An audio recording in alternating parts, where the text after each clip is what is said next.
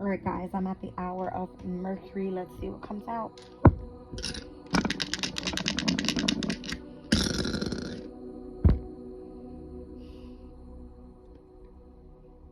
I got Scorpio in the 10th with Jupiter's energy here. That's interesting. This is Aquarius, Sun, Moon, Rising. And I'm also seeing Jupiter in the 4th house, which opposes the 10th house. All right. So Scorpio, Taurus axis here, heavy. All right. Scorpio, Taurus, Sun, and Aquarius at this time.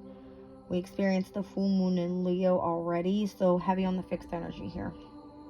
All right. Let's get a little bit of input on fixed energy. There we go. Fixed signs are dependable and loyal. They stick to their values and hold strong convictions. Because they uphold tradition, they can be perceived as stubborn. When a fixed sign has made up their mind, it's hard to persuade them otherwise. They can be resistant to change. Fixed signs provide stability, especially when they carve out space for deep work. All right, so Taurus's energy, where Jupiter is at this time, stabilizes through material gains. Leo's energy, where the full moon happens, or happened, stabilizes through the sense of self and, self-expression. All right, so Scorpio's energy. Currently, we have, I believe it's Pallas in Scorpio. It will be transitioning tomorrow, actually. I believe that transit's happening on the 6th of February. Pallas is going to move into Sag tomorrow, guys. But it's right now stabilizing through the energy of emotional depth. And then the sun is in Aquarius at this time, stabilizing through logic. All right, guys. So that's that energy. So, Sun in Aquarius, very idealistic, eccentric, unique, all right, truthful, independent, innovative. I mean, how else can you describe Aquarius, right? It's giving me overall with Scorpio in the 10th house. It's like Pluto is now in Aquarius, right? And Pluto for Aquarius' energy rules over the 10th house because that's where Scorpio sits within our energy, right? I feel the focus right now is on career of divine life purpose. North Node is in Aries in the 3rd house. Could be pertaining to something doing communication. South Node is in the 9th house. All right. South Node is of natural gifts. Higher knowledge is 9th house energy. Spirituality, philosophies, foreign travel. All right. So traveling abroad could be significant right now when it comes to your spiritual work. All right, we have Saturn that is currently in Pisces with Neptune in Pisces in the 2nd house of values. And I feel that spirituality is the value at this time. All right, personal planets coming out of the 12th house, which is all about, the house of the unknown.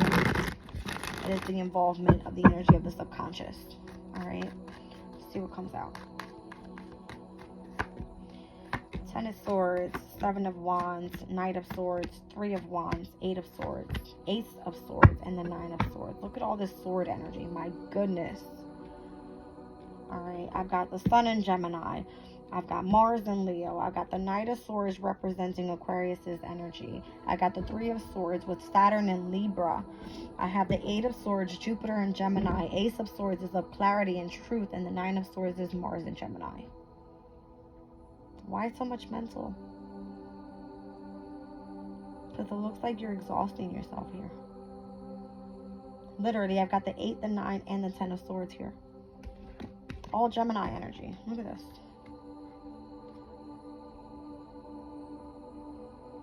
And it's almost like I'm angry. I want the truth. Because I'm disappointed in love, possibly.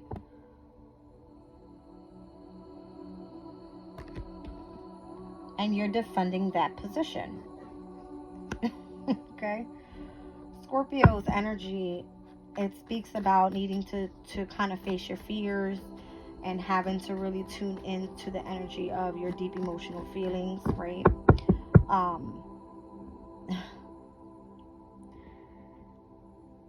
It's kind of saying to me here with Jupiter, with the 10th house in Scorpio, it's almost like you have grown so much through the energy of expansion, of higher knowledge when it comes to being an example of transformation for others and doing this as a career. That's kind of what I'm getting. All right, because the 10th house is reputation. It is of your public image. All right, it's where you find something that is aspiring to you. All right, and here I feel this has to do with like long-term goals. So this isn't just some day-to-day work that you do. And I feel that you could overly be in the energy of like mental exhaustion. That's kind of what I'm getting. All right, and that could be because of all the personal planets that have been passing through Capricorn in the 12th house pertaining to the energy of the subconscious. All right, so let's see what else comes out here.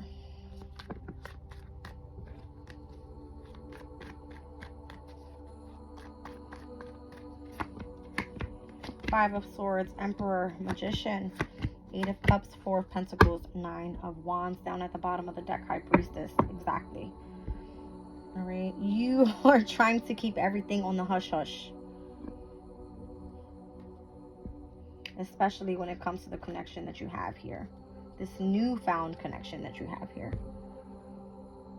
Aquarius's energy. This card rules over Uranus. All right, so Uranus is currently in Taurus. All right, so Uranus is trying to say there's changes happening where Jupiter is in Taurus. And I just said Taurus stabilizes through what? Material gains. You're trying to do this on a hush-hush about the spiritual union that you have here. Okay? But I don't feel that this is meant to be kept a secret. I feel like what you're trying to do is start a business. Emperor energy. This is you building your own enterprise here. All right. Your goal is to manifest whatever it is that you truly desire. And what you're dealing with is more swords. This is your current energy. Five of Swords. This is the energy of Venus in Aquarius. The Venus in Aquarius speaks about detachment. I just had that card. I don't know if I put it back in. Let me take a look. Yeah, I did. Venus in Aquarius will tune in on February 16th, whereas Mars will join in on February 13th. Today is February 5th. We just had Mercury enter Aquarius. All personal planets will cross over Pluto's energy, which all personal planets are going to cross over the energy of your 10th house. Scorpio in the 10th is Pluto energy. That's the world of Pluto. It rules your 10th house, Aquarius specifically.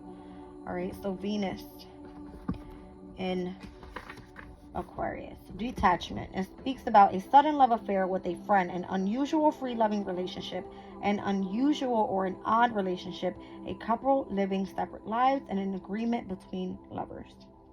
All right, this card specifically has a cranium, a head with the cranium being illuminated there. All right, it says an intelligent person looks ahead with detached interest. The cranium is marked with a phrenological map showing areas of intellect. He is immersed in thought, unaware of the idealistic scene behind. The sea represents the emotional state. So see what I'm saying? It's almost like there's a mental overload. Look at all these swords. Five of Swords, Eight of Swords, Nine of Swords, 10 of Swords. There's a need to detach. Where's that card? All right, there is a focus of, I need to win at all costs. I need to know everything. All right, this could be the amount of gossip that's being drawn to you at this time. And you just trying to take that in, and it's like, no, release that. Okay? Well, you're trying to manifest bigger things here. I feel that that's why whatever you're doing, this new beginning that you're having, it could be a passionate new creative project. I'm seeing the Page of Wands here. All right, something that's a wish fulfillment for you. Something that you're very confident, creative, and feeling abundant about. All right, needs to be kept on a hush-hush. There's people that don't like what you're doing. All right. The environment around you is the Eight of Cups, the energy of Saturn in Pisces. I just said Saturn in Pisces sat in the second house for Aquarius. This has to do with the emotional disappointments of all of this mental exhaustion that you've gone through. But it's for a reason. Why? because this is you defending your values. All right. Saturn in Pisces sits in your second house. It's of your values when it pertains to your spirituality. All right. There's a heavy emphasis on this is going to help you build some sort of firm foundation around long-term goals. This is Capricorn's energy. Sun in Capricorn is of your achievements. All right. So you're holding on to everything that you have. Could even be financially. This could be your values. All right. For long-term goals. Why? Because you feel the need to protect yourself. The moon in Sagittarius is the energy that rules over the Nine of Wands. And the Nine of Wands is giving me the energy of feeling like you need to discover new. You need to have freedom and adventure for new. Sagittarius' energy is ruled by Jupiter. It is of growth and expansion, of being optimistic and putting yourself out there to explore. Okay? That's very significant for the reading. Alright, so far, major arcanas, I have Aries, which North Node is in Aries with Chiron. Alright, I'm seeing Gemini and Virgo with the Magician, Mercury's energy. Mercury currently just moved into Aquarius today as we speak. It is conjunct with Pluto. Alright, so manifestation here happening with Mercury's energy. But specifically, this has to do if you're doing some sort of research project, if you are needing to attend to details at this time, all right, being of service to others in some way could be significant. All right, what other major arcana do I have here? I'm seeing the Fool card. You're taking a risk overall, all right, when it comes to stepping out into your roots, all right, tuning into the energy of your intuition with your ancestors is kind of what I'm getting, right? This card is Uranus's energy. Uranus is at its fall in Taurus. All right, but what this is saying is you're not afraid to put yourself out there. Uranus's energy is very original. All right, I don't see you being afraid of doing that. All right, I'm seeing the energy of the Two of Cups here, which again, that represents a spiritual union. And then the High Priestess is Pisces energy. All right, so Pisces energy being in the second house. Your values are on a hush hush. Okay, or should be. Because it could be used against you, as I'm seeing the Five of Swords here. You want to detach because you have so much, what? Lies. All right, the energy of defeat around you. Okay, let's do one more. Five of Pentacles and the Lovers. So here we have Mercury in Taurus, and we also have Gemini's energy. All right. So Gemini, big deal this year. We're going to have Jupiter enter Gemini. All right, which we already saw that energy. Where is it? Eight of Swords. All right, so this can mean overall an overload of just mental entrapment. You're not meant to stay there. This is you stressing, having anxiety, worrying for no reason. Because what's meant to be out of your life is out of your life. You're going to now see how you've overcome some sort of, I'm getting like the energy of heartbreak, the energy of separation, the energy of like feeling lost. All right, because Saturn in Pisces is of loss. It literally represents loss. All right, Saturn is one of restriction, of discipline, of authority, sitting in Pisces sign. All right, when it comes to the energy of your subconscious, you subconsciously may feel lost, but I don't feel that that's what this is. Aquarius, you are so smart, intelligent. You know how to overcome this. And I feel that that's why you are meant to be in the spotlight at some point. Okay? Let's see. Let's see what comes out of the Oracle of the Radiant Sun here. What am I feeling here that I'm not being able to express with this energy? All right, so Five of Pentacles for me, what came out with the Lover's card is you kind of feel left out in the cold when it comes to a specific connection. You may not feel that you're making the right choice because the Lover's card can speak about choices. But Gemini's energy is saying you need to communicate more. All right. And that's because you're keeping everything stuck in your brain. You need to let it out. Speak your truth. Chiron sits in the 3rd house. It's in Aries with the North Node. You are meant to do something that is going to allow you to speak your truth so that you are able to heal. Okay? Venus in Capricorn, current energy, right, speaks about convention. This is you having a specific relationship, friendship, or association with someone from abroad. All right, Saturn in Libra's energy speaks about you being devoted to a specific partnership, all right, a commitment with a marriage. I mean, you know, this again could be with whoever this Capricorn is for you. A father figure, someone that is supposed to be like a mentor to you. Okay. All right. Mars and Pisces can feel like the energy of escaping. And I feel the need to escape because why? It's all in the brain. When you escape and you're able to tune into your spirituality, you come back with so much insight. And it's not like, oh my gosh, I gotta fall asleep to do this. Yes, you can astral travel in your dreams. Possibly. Are you going to remember when you wake up to write those things down? Or you can sit down, tune into the energy of like meditation and speak to spirit. Speak to your angels. Speak to God and tell them what you want to experience, what you're going through. All right? Because anybody in the real world is going to be like, oh my gosh, that person's crazy. I'm an Aquarius. I know. Okay? I'm not crazy. I know what I feel. I know what I'm going through. Others don't. Why? Because they're not experiencing the energy of this transit the way that you are. It's not their time yet. The transits move in a way where everybody experiences something at a different time. Everybody is on their own path. Everybody has their own challenge. Got it? All right. So Saturn and Sag is where you find fulfillment. All right. So being able to travel abroad could be significant for you. All right. Mars in Gemini is the energy of decisions. All right. So that card I just heard, cross-questioning. All right. Let's see. All right. So Venus in Capricorn's energy. Here we go. Convention. It says a marriage or affair with a great age difference, a relationship with a famous or an important person, a new friend of some influence. And I feel like this is the person that you're connecting to that's allowing you to heal. All right. Again, Venus in Capricorn is Aquarius's 12th house. This is someone that you are tuning into the energy and where you are currently escaping. All right. Saturn in Libra.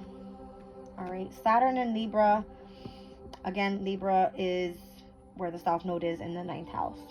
That's who you're devoted to, your spirituality. 9th house rules over who? Sagittarius's energy. It is of higher knowledge. It is of spirituality. It is of philosophy. All right, your belief system, period.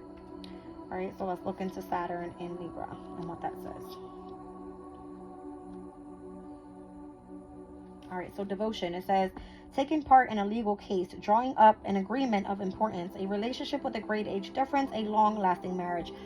I can't make this up. It's saying the same exact thing. Venus in Capricorn, Saturn in Libra. Think about it. Venus rules over what? The 7th house. All right. Who does Saturn rule over? The 10th house. This is literally saying the same exact thing, but in opposition. 2 cardinal energies. Literally 2 cardinal energies. Here we have cardinal energy with the 7th house initiating through what? Relationships. Here we have the 10th house initiating through strategy. This person is meant to help you. This is a relationship that's meant to help you through the energy of needing to escape. Interesting that I'm pulling the 12th and the 9th houses here with Saturn and Mars. All right. Where's Mars currently? In Capricorn. Who rules Capricorn? Saturn. Mars is exalted in Capricorn. It's comfortable there. Aquarius. Where's Capricorn? In your 12th house. 12th house. Are you guys following me? The need to escape gives you what? Fulfillment, because you're able to tune in long and patient work that's helping you do what? Tune into this person that is abroad from you. This long-lasting marriage, all right, with this person, God, spirit guides, whoever is your mentor on the other side, subconsciously, to help you heal. All right, you have experienced some sort of heartbreak, loss, or separation. 3 of Swords is what? Saturn and Libra's energy. This is what you're devoted to. Not that you're necessarily devoted to heartbreak. No, you're devoted to journaling about it. I don't know if you guys are getting me, but I'm totally getting it. Okay. Let me read out Mars and Pisces here. Escape. It says using great energy to extract oneself from a tricky situation, working extremely hard for the benefit of others, shutting one eye to the reality of a situation. All right. Who rules over Pisces? Neptune. Neptune is of illusions versus what? Reality. So technically people here in the physical world are going to say, oh, that's just an illusion. They don't know what they're talking about. Why? Because that person is not spiritual. They don't have that connection that you have with the divine. That's just on period. Right? Saturn and Sag. Fulfillment. An important business trip abroad. An international conference. Acquiring a reputation abroad. And the effects of a major flux past. Your spirit guides are literally protecting you to the point that you don't even have to have or hold a specific title here in the physical world. Because on the other side, your reputation is high. It's of fulfillment. You may feel that you're walking alone. Know that you're never alone. Your spirit team is there on the other side, and they protect you here in the physical world. All right, guys. Let me pull some Soul's Journey. That was more powerful than my first reading. All right. That was super powerful. All right. And again, here I've seen the energy of cross-questioning. When I've seen decision, I can read that one out as well. Mars and Gemini. That's interesting because Mars and Gemini is represented by the Nine of Swords, and we saw that as well. All right. So Mars and Gemini. Mars was in Gemini back in the end of 2022, 2023. So that was a transit. That was a true transit for Aquarius. Gemini is where? In the 5th house for Aquarius. All right. So this had to do with you tuning into something that brought you more happiness, joy, contentment, peace, where you were able to self-express and utilize the energy of your creativity to tune into a specific decision that you were making. This could have been with a change pertaining to your career, because again, the South Node was in Scorpio at that time, whereas the North Node was in Taurus in the 4th house of home, where you found more energy of abundance, all right, when it pertains to the energy of your family dynamic. All right. So this card is represented by the energy of, it says domination on it. It says an argument over ideals, persuading others by bullying, the start of an expedition, reckless optimism with regard to long-term projects, and competitive sports. Okay. The only reason I say cross-questioning someone is because Gemini's energy is saying here there's a need to share ideas. All right. There's a need to communicate with each other. And if that communication seems as if Mars's energy is a bit intense, passionate, being in the energy of power struggle, it can be where a specific decision needs to be made. Is this good for you or is this bad for you? And how are you utilizing this energy in a subconscious way? Is it for healing or is it for trying to overpower somebody? I don't see it being that at all. Not with the cards that came out. Okay, guys. I feel like if this is overall focusing on your self-transformation, you're doing a good thing and you're doing a good deed. All right, for yourself, and not only for yourself, this is for others. But again, people here in the physical world, they don't realize this because they don't understand the energy. All right, Moonology deck here, and then I'm going to end this reading. Uh-oh.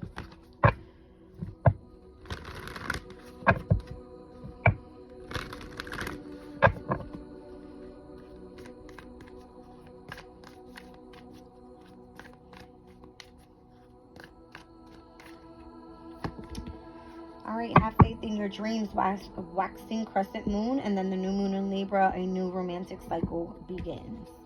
So the romantic cycle for you, South Node is currently in Libra. Libra is your 9th house. That romantic cycle that you have, all right, where you're finding justice, all right, for things to be fair, it is within your spiritual journey, all right? And I feel that waxing crescent moon energy is saying that you need to have faith in whatever your dreams are. All right, so Aquarius, you rule the energy of the star card, right?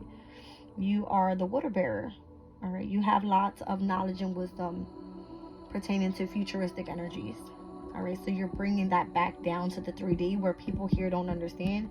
You can clearly just tap into the energy and you're like on it. Very intelligent. All right, I love you guys. I'm leaving the reading there.